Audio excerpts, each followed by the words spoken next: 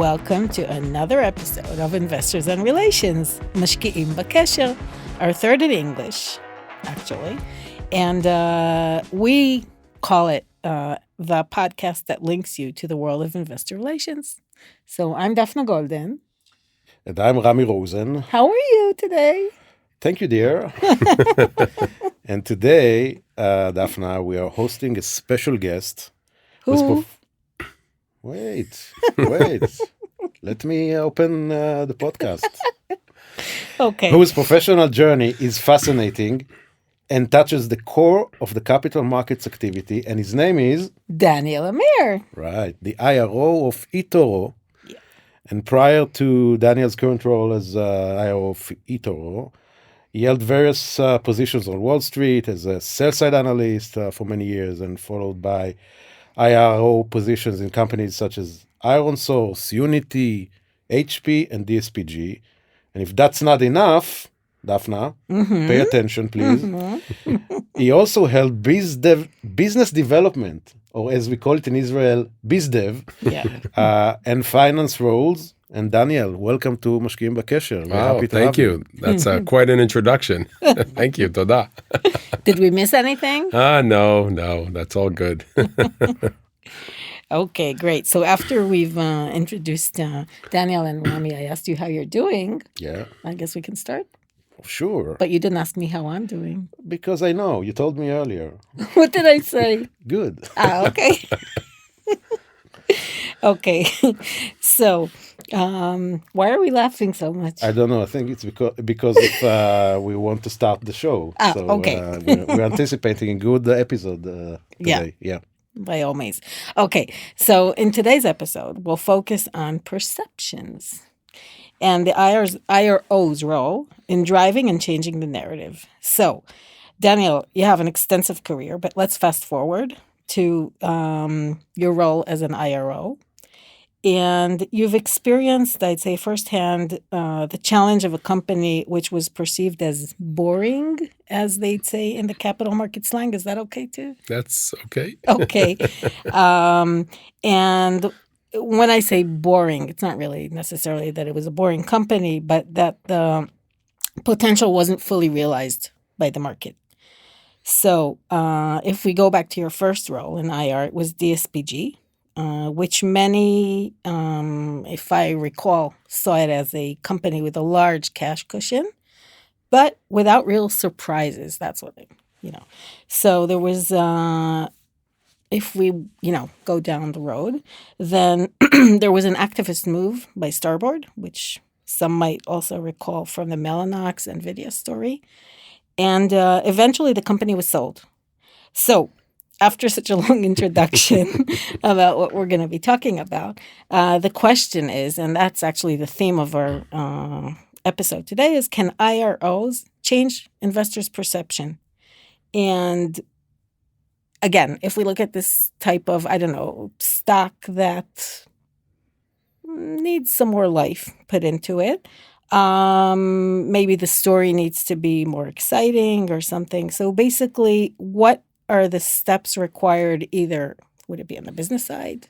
The IR is supporting the business side. So I'd like to hear your perspective. Yeah, absolutely. I mean, so when I joined DSP Group, it was shortly after, Starboard essentially won the proxy battle to kind of replace the board. So all the board members, or many of the board members, were Starboard board members, and the debate was how to change the company going forward. And the challenge was that for a number of years the company was just known as a company who does silicon for cordless telephony, which I would categorize that as fairly boring. That's and this is in an age where cell phones were already widely available. Mm-hmm. It was a cash cow business, but it was a declining business. Yeah. But on the other side, there was a growing business, which was essentially silicon for voice-activated devices. And it was kind of the beginning of the era which the Amazon Echo just came out. So people were excited about talking to their devices. But it was a small business. It was a higher margin business, and it was a faster growing business. So the challenge was how to kind of walk through with investors a story where numbers are actually, top line is actually coming down. Company has a lot of cash, but you're looking for people to invest in the stock. And with the knowledge that the board is a completely independent board. This is not a board that is supporting the CEO in a big way. It's an independent board, which is, I would say, is definitely not typical for Israeli companies, which board members, tend to be people who've been with the company for a very long time, or since even pre-IPO, et cetera. Mm-hmm. So the challenge on the IRO side was looking at this picture and how to bring investors to the stock. So the focus initially was first on really the marketing aspect. It's like, okay, redoing the marketing deck, redoing the story. And the story here is, we are a leader in voice activation silicon. This is the future. And we have this big business, which is declining, but it's a cash cow. And then the second was to find analysts to tell the story. So we had only 2 analysts, sell-side analysts, who covered the stock. So in order to increase the voice of just the IRO, you want the sell side to come along.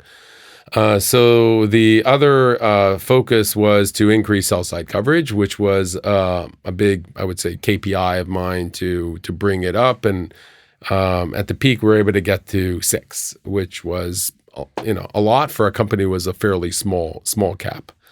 And then the third part was to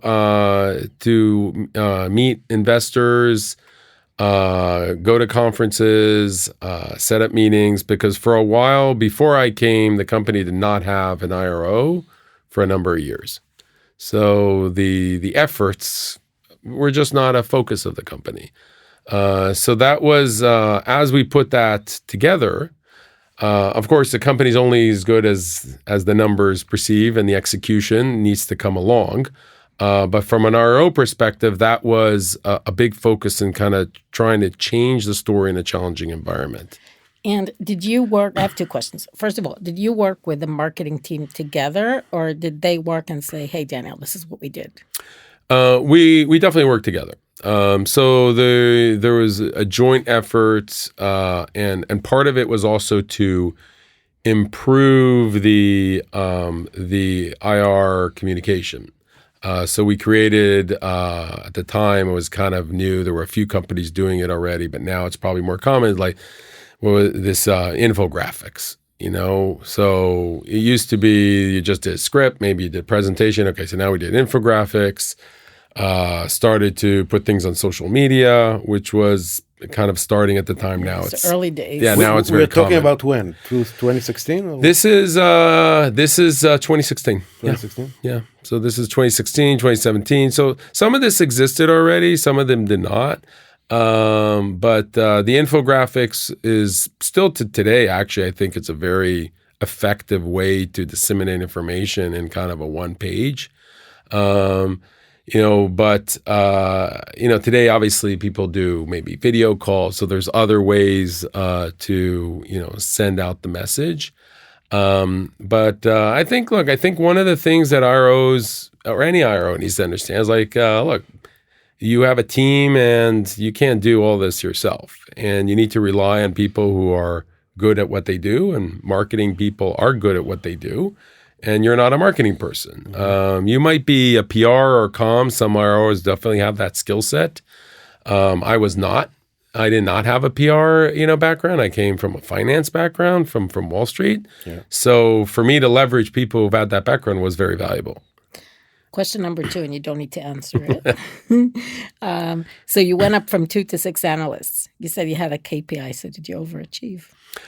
You know what? My realistic goal was 5. Which is also nice. By the time kind of I moved on from DSP Group, we were down to 5. The challenge is that today it's a little bit better, but back then there was definitely a fair amount of sell side turnover, especially at smaller banks. Because DSP Group as a small cap company, you're not covered by the JP Morgans of the world. You're covered by small, mid-size, and there tends to be more turnover. There tends to be more mergers of those firms. So that's kind of where it played out to. And the other challenge that you have as a small cap story trying to go through transition is like your liquidity is limited too. So you can't always target the investors you want because as a small cap company, that's a challenge, of course, for bigger investors. You can target, but they won't necessarily want to speak to you. Exactly. Maybe to dig a little bit deeper here, if I understand correctly the situation when you joined, as you said, it's transition phase where you have a cash cow product line that is in a declining mode, but this cash amount being generated is actually fund the new venture that reflects more, I would say, as Daphna indicated earlier, excitement or dream feel to the company. If that's correct. That's correct. Yeah, that's correct. So the question is, what was the reaction by investors to this theme? Because not always they are overexcited. Okay, call me when you finish designing the new product and the old product is completely dead and you can see revenues and earnings coming out of the new venture. Yeah, certainly. So, even as a sell-side analyst, one of the things I learned over the years is that these transitions always take a lot longer than what management perceives it to be. Whether you're moving from, there was a period that a lot of hardware companies were moving to hybrid to doing software as well, like box companies suddenly doing software, that transition. And then your hardware comes down because it's a higher priced, your software is higher margins, but that never really works out perfectly. And I think at DSP Group, it was similar as well. I mean, it's the cordless telephony had its own challenges, which wasn't pricing related. It was units. Just people purchased less cordless phones. Yeah. Period. So the voice activation market was an exciting market, competitive market, but a lot of products were coming out that were trying to copy kind of the Amazon Echo. But investors tend to invest in themes. They look at themes and they look at stocks that can play those themes as pure as possible. And to some extent, DSP Group fell into that bucket a bit as like, oh, this is a voice activation theme. Yeah. Now that theme eventually plays out, and hopefully you're on the other side of it. But we definitely benefited from a period of time where that was kind of a big theme on Wall Street, is to play this ecosystem of voice activation. Okay. I have another question. Can I go ahead? Of course. Of course. Something that I just thought of right now. Go ahead. Because of the inspiration you gave me in an early question that you had. Okay, great. Daniel, you said, and that's to me looks like an amazing achievement. You said that you were able to add 4 analysts. So it's actually triple the amount that you had. 2 times 3 is 6. So, and I think that you did that. And in today's world, unless there's a transaction involved of like a follow-on offering or acquisition or anything, how did you do that? I mean, if I remember correctly, at the time, DSPG did not have a major equity transaction going on. It sounds like a miracle. So I think that a successful IRO is someone who knows the industry really well, of the company that he's working at, and also has a very good network of buy side and sell side. And I was fortunate that my first IRO job after the sell side was a semiconductor company, and I used to be a semiconductor analyst. Yeah. So all my peers, I knew who they were. And with some of them, I had very good relationships with. We were colleagues, competitors, but we had good relationships with. Now, over the years, it's changed because I've moved industries, and today I'm eToro. It's like I was never a financial services analyst, So you obviously, I think that's the beauty of an IRO to some extent, is that you build a certain skill set, and then that skill set is transferable to any company, and that's unique. That not every job is like that. Yeah. And I really worked. I worked the phones to some extent. I said, "Hey, this is a company you probably never heard of. We're going through this transition. Just hear me out and listen to the story." And spent a fair amount of time with analysts. The other thing is, look, the company still had some core buy-side investors who were very supportive. Yeah. And I used them as leverage to talk to sell-side analysts that they respected. And look, I did not fool myself believing that I will be able to get a Morgan Stanley to cover us. It was all small, mid-size firms.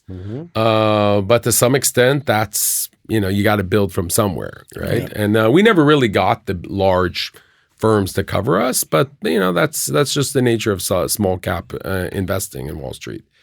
No, it's still an amazing achievement, in my opinion. Can I ask a question? Yeah. Okay, thank you. Go ahead. Okay, so I have a question now. So storytelling. I like calling it story crafting for IR. I think it's more, I'd say, the nature of what we're really doing. It's beyond the storytelling is a subset of, first of all, crafting the story. So beyond communicating financial performance, okay, what role do you see story crafting play in shaping a company's narrative? And how do you craft, you specifically, Daniel, a story that resonates with investors and analysts? So an IRO is absolutely a storyteller. And the story, eventually investors want to buy stocks from people that they trust and people that they feel have a good story to tell. And the story usually needs to hop on a certain theme. And every company that you work in has a theme. You just need to find it, and whether the theme is riding a growth of a certain industry and you are the market leader there, okay, that's your theme. Or is it a market that's going through the transition and you're disrupting that market? That's the theme. Or it's a new technology that's coming in that's going to open a new segment. The challenge in that is more at sometimes larger cap companies. So from DSPG, I worked at HP. Okay, HP, they make printers and PCs. So there's not a lot of disruption in printers and PCs. So the storytelling there was all about capital allocation, cash flows, dividend and share buyback. That's the story. And that resonates with certain type of investors. So it was more like value. Value, exactly. It's much more value. Now, eventually, I was there during the pandemic. Suddenly, there was a story to tell, and the story to tell was everybody's at home and everybody's buying PCs. So business suddenly boomed from PCs that grow at GDP level. They were growing double or triple of that level for a period of a couple years. So that was the story to tell.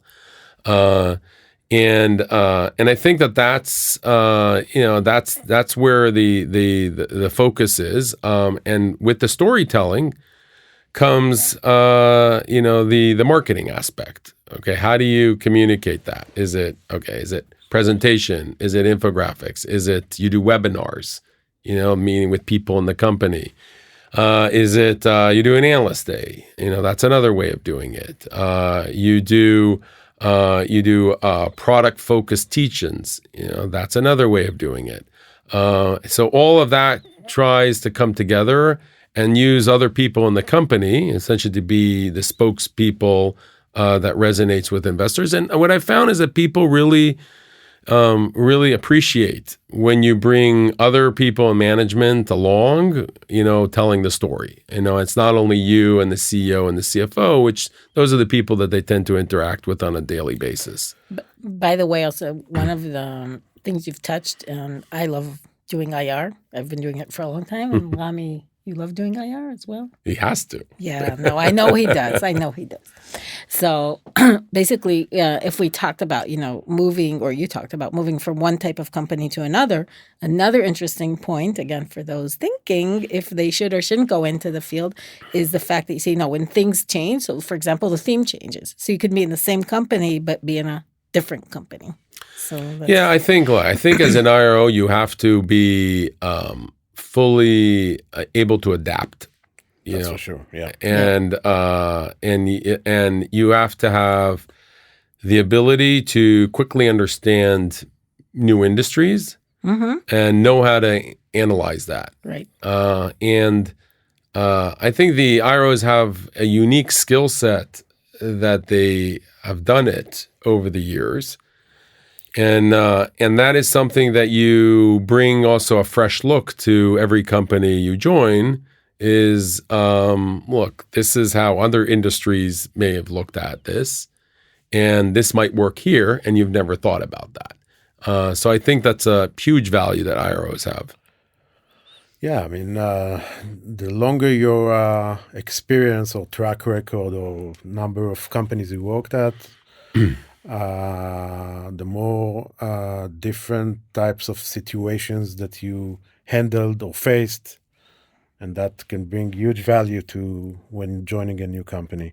By the way, with what Daphna asked you about storytelling or story crafting, in the process of developing the story, the narrative, do you use, for example, external storytellers, advisor or some sort to help in shaping up the story? Or did look, over the years, I haven't used a lot of outside IR advisors. That said, in the last company in Unity, before I joined eToro, we did leverage a bit outside IR. And that was part of it was a crisis management situation. Yeah. So in crisis management situations, I think it's very helpful to get someone who has experience in doing it. Now, if you happen to be an IRO who has experience and has done it a lot, okay, maybe you don't need to. But that is where it's very helpful. And in our case at Unity, it was essentially management transition, new CEO, new CFO. So after a period that the company was struggling, that was the crisis. At HP, we hired someone when we had an activism involved. So there was an activist involved in HP. So we brought in some activism, help to kind of go through that stage. And the other part where you use outside help to sometimes craft a story is when a company goes public. Yeah. Right. It's because that's when, someone who's done it before can help you craft that story. Sure. Let's maybe tie your sell side analyst past to these boring questions that we're asking about boring companies. Not boring at all. Why do you think they're boring? My questions. I'm taking full responsibility on my questions, not yours. Okay. Do you identify like maybe a pattern for companies that try to change the narrative around this situation of less exciting potential? And do you identify any strategy that have been more successful in dealing with that? Well, I think the companies that have gone through this transition, I think the successful companies have used, I guess, a number of strategies when they look at the sell side. One strategy is inorganic growth, making an acquisition, which is a game changer acquisition, whether it's entering a new space, whether it's consolidating the industry, whether it's bringing significant talent. And as a sell side analyst, I think you always have some skepticism around M&A because most M&A does not work. Yeah. However, when it works, and there's examples when it works well. The other side is when you see really a margin transition. Sell side is very focused on looking at companies that have the ability to increase profitability, and that could come from cost efficiencies or cost cutting, or it could happen from expanding into product areas with better margins or changing pricing. Yeah. So that's been another area I've kind of seen on the sell side. The third is really more got to do with management. I think sell side really respects management teams who are straightforward, transparent, and consistent. And if things are bad, things are bad. Yeah. Don't try to hide the things.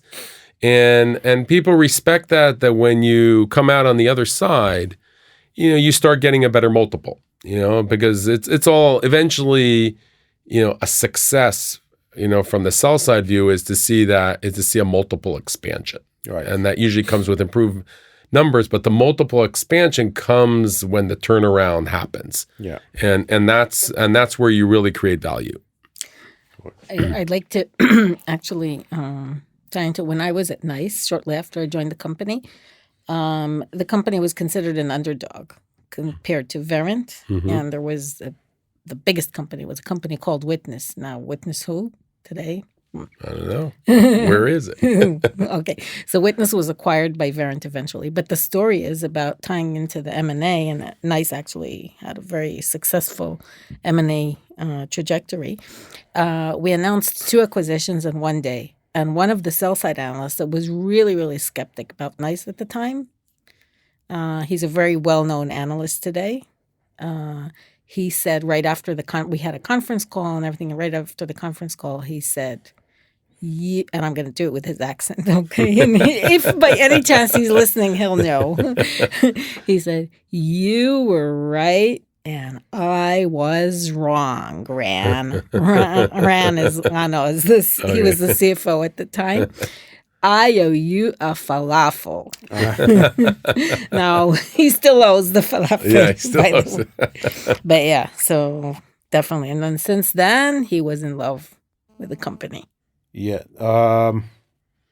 Right. Nothing like falafel.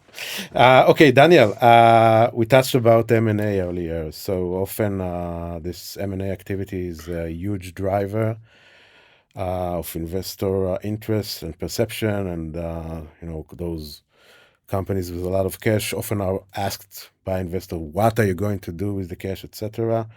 So from an IRO perspective, how do you go about creating this positive buzz around an acquisition? That's the question. Yeah. So look, M&A needs to be part of, I would say, any management's, tool in their toolbox, right? Inorganic growth. M&A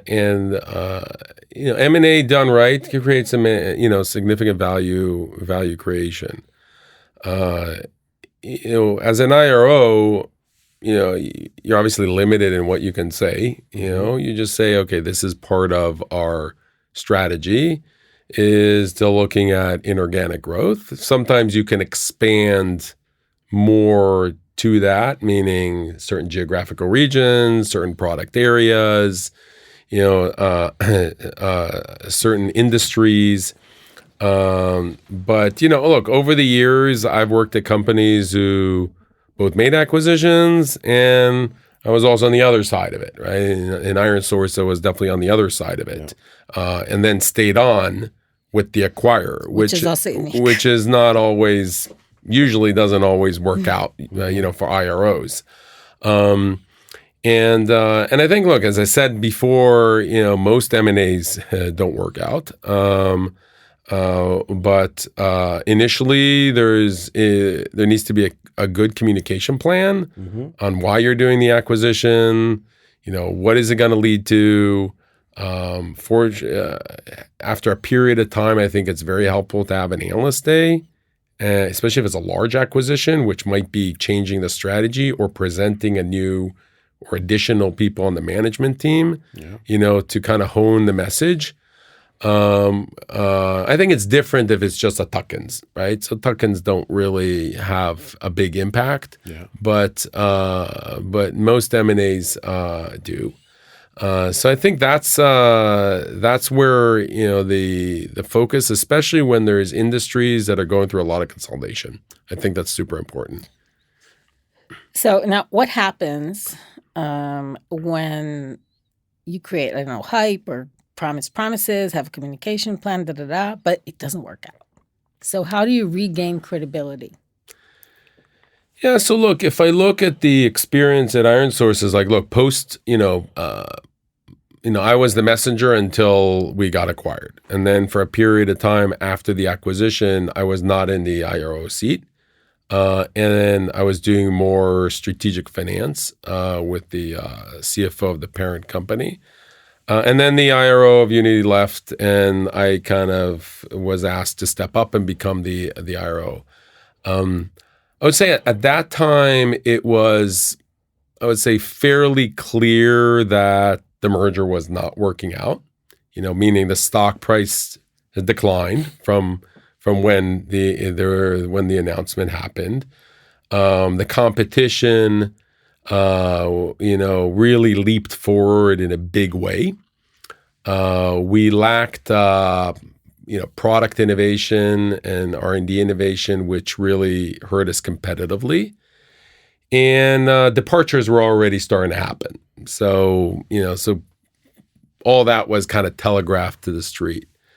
So my role was really, okay, how to communicate that we have the right tools in place to meet the potential that this acquisition will play out over time.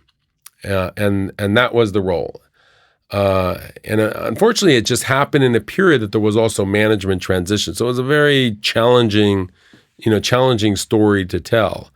But fortunately, the company, Unity as a whole, has some great technology and has great uniqueness, especially around the game engine, which is a unique asset.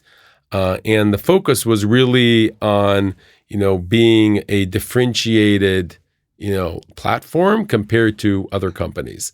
So you needed to reinvent the story. I mean, the story was not the same as when the company got acquired, because a year and change passed when I took over, and a lot of what was promised in the merger did not happen. So you needed to recraft the story. Recrafting, it's recraft. And look, as new management comes, they obviously have their own vision, especially if they come from the outside of what the new message needs to be.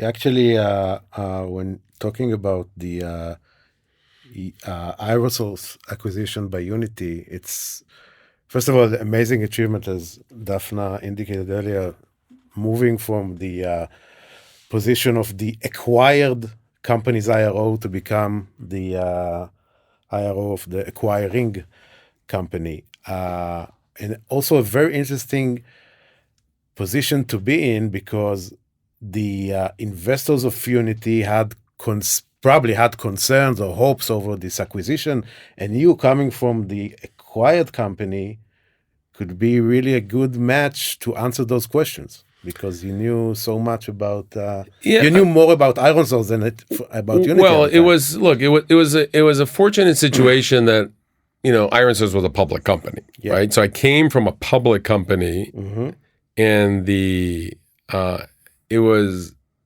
probably about 80% of the analysts who covered Unity also covered IronSource. So to some extent, I was a known entity when they requested me to kind of come back in and take that position. I think that helps a lot, because you're back to the credibility, you're back to your network. Hey, I know the analyst, I know the investors who are trafficking in the space. But coming from the business that was acquired, which was a sizable business. I mean, this was a large acquisition for Unity. I mean, they've made a number of acquisitions up until then, and so did IronSource for that matter. It gave some sort of credibility that, hey, at least what's going on in, a good part of the business, which at the time was largely the ad business. How bigger was Unity at the time than IronSource? Well, at the acquisition, I would say Unity was probably around maybe 3x from a market cap perspective, something like that. I can't exactly remember, but something like that. So the investors are more or less the same investors. Yeah, because we were kind of in the mid cap land, meaning that $3 to $15 billion market cap, that we were trading at. It was similar investors. Okay. I have a question. Okay. Go ahead. Thank you. I ask first permission. Not every time, sometimes. Anyways, no, I'm joking. When you choose KPIs or work with management to select KPIs that will be communicated to the market, to investors, how do you choose if you wanted to select a specific company you worked at and give examples, or in general, how you think of it? Yeah, the challenge of IROs is that there's a lot of KPIs you can put out there, but you don't have control over those KPIs. So that would be, for example, stock price. Well, there is 50,000 reasons why a stock goes up and down, and they have nothing that got to do with what the IRO does or does not. Once when I was at one of the companies I was working at, the CEO introduced me to the chairman of the board, and he said, "Hi, meet Daphna. When the stock goes up, it's her. When it goes down, it's the market." It's and I think that's one of the misperceptions sometimes, right? Yeah. But where IRO I think does have an impact is expanding shareholder base. I think that there is a role to play, and again, there's reasons why investors buy a stock or not. But to bring in more long-only investors is certainly a worthy KPI. Because I think that's helpful for a stock over the long period of time. I think sell side coverage is also important. And again, if you have 15 sell side coverage analysts already, that doesn't matter. But if you have 2, I think that should be a goal of yours. But things like shareholder price, liquidity, volume. IROs have very, very little impact on that, and there's ways you can work with management to create more interest in the stock, but it's not that you have full control over it. Definitely not. But what if you do like a really great targeting program? You get in front of the right investors. Yep. Eventually, it will have an impact on the volumes. Yes. No. Absolutely. Yeah. And I think that's where you get it from. Also, the long only, and the transition of shareholder base. And look, companies go through transitions. They Sometimes they're a value stock, they move to a growth stock. Sometimes they're a turnaround company, and they move into, a mature company, and that creates the shareholder base. And I think it's natural transition that companies over time go through that transition. And I think the IRO's role is to help through that transition, of course.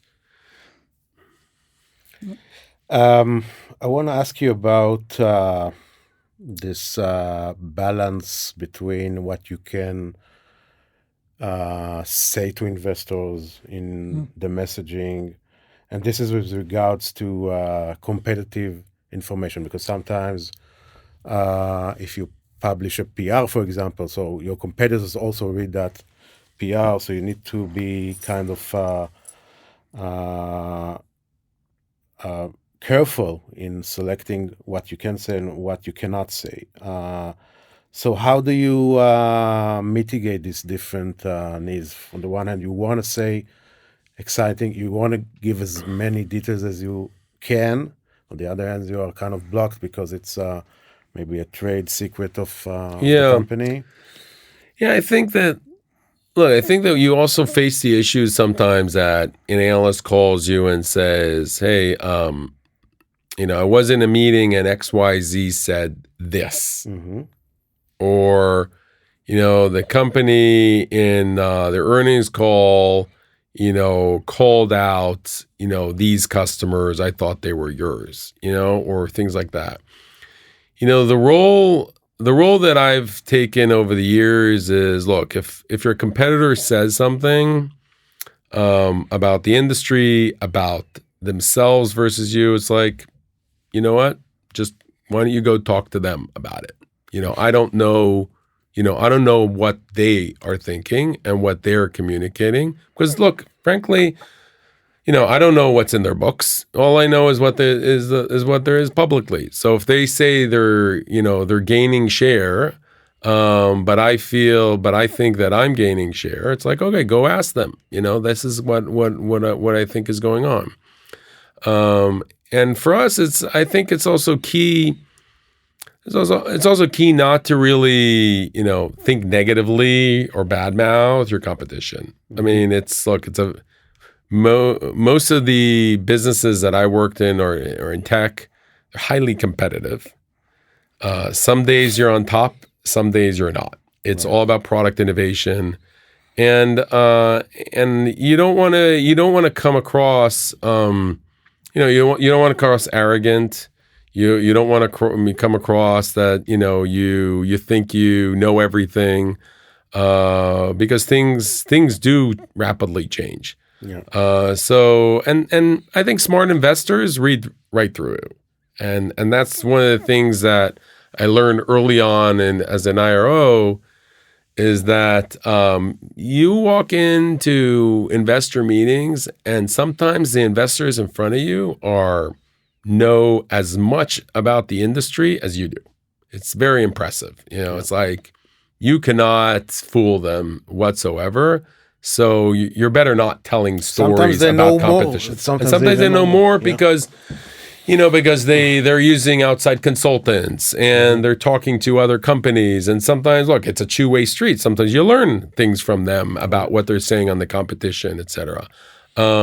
But that's where I really am careful, touching, comments on competition, knowing that it's really not really my role. Daniel, when you speak to analysts or investors, whatever, what are, I'd say, like the warning signs that they're not buying your story, not the stock, obviously also not the stock, but not buying your story? Or maybe the messages that you're conveying aren't, I'd say, resonating as you've expected. How do you correct in real time if you've been in such situations? I think if you, in terms of identifying, look, part of it will be reflected in the stock price. I'm always amazed how quickly news or thoughts disseminate in Wall Street, especially among hedge fund pods. They all talk to each other, right. And if they have a certain impression, it quickly goes through, and definitely it could be, impact on your stock price. The other aspect sometimes is the interest level. Like you go to a conference and then suddenly you're not getting really good meetings. That's another way. And sometimes you hear it directly from the sell side analysts who tend to many of them have a communication with you all the time, and they might really provide you certain insights and saying, hey, this is not really resonating. This is what people are thinking. This is what you should think about. And then, look, the role of the IRO is as much as it's to the outside world, it's also to the inside, right? Exactly. So, it's important to have a seat at the table and provide that feedback back to management. And look, there's companies where your CEO and CFO like IR, they're very involved. They love talking to investors. They love getting on a plane and going to conferences. And there's management teams where it's like, okay, do what you do your stuff, and let's meet once a quarter for the earnings call. But for them, it's very critical that they at least know what the street is thinking about, because at the end, everybody's a shareholder. You're trying to create shareholder wealth, and they should have as much interest in knowing what investors are thinking, whether this message is landing or not. I also recommend that at least once a year, the IRO has some sort of discussion at the board level. Exactly what I was going to ask you. Now, Talk about, and again, some at a DSP group, I was probably there almost every other board meeting. At HP, obviously, much less. But I would say it's important for board members to hear directly from IROs rather than from a middleman, which in a way the middleman is the CEO at the board, right? Or the CFO. That's the middleman. Yeah. So I think it's really important. Now, it ties in very well also too. We had a chapter or an episode. It was in Hebrew. Yep. But with Keren Mazor, she was the IRO of Bank Hapoalim, one of the second largest bank in Israel, I'd say. So Keren Mazor, she moved into the role of chief of staff of the chairman of the board, and we actually had an entire episode talking about the importance and the relationship between IR and the board, and how important it is to get the board, up to speed and to be involved to a certain extent. And again, it depends what type of company we're talking about. So I completely agree with, what you just said now. And also, if I look at, we both, Rami and I I've been in IR I started like 26 years ago. Mm-hmm. I know you can't tell. No, I'm joking. Long time. Yeah. So basically, yeah. So there were some companies, it depends also. Some companies that, as you said, is, at the board meetings, almost every meeting, definitely those that were related to IR related issues. And some it was, every so often. So that's a point also that we're trying to convey and make clear. And that's, I think, also the evolving role of IR in general. So thank you for making that statement. Absolutely. Daniel, I have a question which also involves your sell-side past and being in IRO. And I think it's very relevant to our audience, especially those that are interested in both the Israeli capital market and the US, and also Israeli companies traded in the US. Do you think there's a difference in the valuation between peers traded in the US? So one is a US-based company, the other is Israeli-based, headquarters in Israel, but from the same industry. And how do you mitigate that gap? Yeah, I think that what I've found over the years is that usually Israeli companies are not necessarily the number one in the industry. And the number one usually gets the highest multiple, in tech usually. So you tend to be the number two or number three. Now you can say, okay, that's not really an Israeli reason. It just tends to be that the bigger companies in certain industries just come out of Silicon Valley because they're closer to, the innovation that happens. The other thing that sometimes I've seen is that on the smaller companies, you're much more a single product company. And single product companies get lower valuations as well versus more diversified companies, which tend to get better valuations. There's definitely a discount for companies that are new to markets, and foreign companies get a bigger discount because of that, because they're just unknown. If it's management teams that are unknown, brand names that are unknown, you get a certain discount compared to the brands that are known in the U.S. I have not seen really in my career that Israeli companies get a discount because of geopolitical reasons, just because they're in Israel and there's security issues here on and off.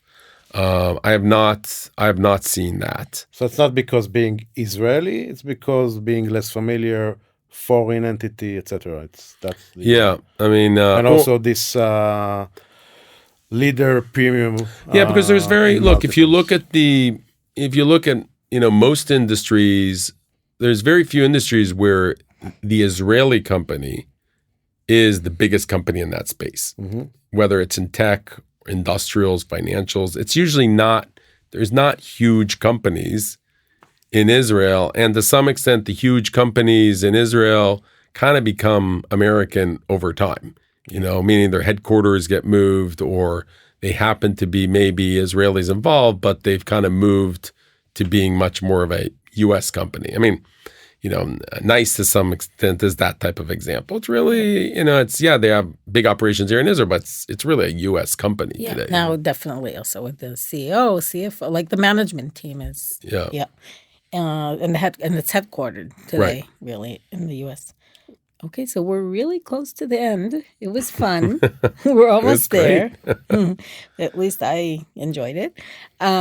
We have a corner called Golden Tip. Rami made up the name. I won't say how he got the idea, but I like it. So we're going to actually do something a little different. Typically, we have one golden tip, but this time I think we can go for two, Rami. Yeah. Okay. Let's go ahead. If Rami approves, then we're going to go ahead. Okay. So, Daniel, what's the number one piece of advice you would give to a corporate executive or to an IRO that are starting their journey in a public company for building trust? Tough question. I would think, I think being transparent, consistent, straightforward is probably the most important, because it's what I found through the years, both through the sell side and in IRO, it's so easy to lose a trust of an investor, and it's so difficult to gain it back. And investors, investors see right through it. If you are telling a story that doesn't resonate, if you're stretching the truth, if you use those words, and they're savvy. They've seen cycles. They know companies are sometimes on the top and sometimes on the bottom, and if you don't hide, they respect that. And I think that's true both for corporate, that's both for in IRO, and I think that, look, for an IRO, you can also think selfishly. It's like, look, you could stay at a company for 20 years, but you could also hop from company to company. And in my case, I've done that, whether planned or not planned. But if you have a good reputation, then people follow you from company to company, and that definitely helps your career as well, as someone who's like, okay, there's some credibility that he's at this company, therefore I should pay attention, and I respect that. You want to ask the second one? Yeah, Okay. we talked so much about perception, changing the perception. So, in line with that, what's the number one piece of advice that you have for changing investor perception? Don't. I think it's don't oversell. Be straightforward in your communication. And don't hide, so go to conferences, go to investor meetings. You had a bad quarter, don't disappear. Your transition is taking longer than you expect. Explain why. Explain why it's going to be, why in a quarter or two it's going to change. And I always felt that over communication is better than under communication. Even in times where you sometimes feel like the last thing I want to do now is pick up the phone and talk to an investor, because knowing that on the other side, he's going to be furious at you. He's going to think you guys don't know what you're doing with your business. But if the company clearly has a clear strategy to execute, and there's bumps on the road, then you got to continue with that strategy. I mean, and kind of get to that end road eventually. Very interesting. I think that's it. Wow. Yeah. Thank you. Thank you. This has been amazing. Thank you for spending an hour with me. Yeah, and thank you, Daphna. Thank you, Rami. And Raz, our dedicated technician. Yes. And Daniel, and also the listeners. And we'll meet again in the next episode. And what do we want people to do? We want them to share, to comment, to follow, to like, to do everything in that. And to also comment on Daniel posts. Right. After we publish this episode. And what we forgot to mention is that today, actually, this episode closes the second season. Wow. So this is like the 22nd. 22nd? 22nd. 22nd. Yeah. Wow. Daphna, thank you for suffering me for such a long time, so many episodes, and we'll meet again in the third season. Right? Thank you.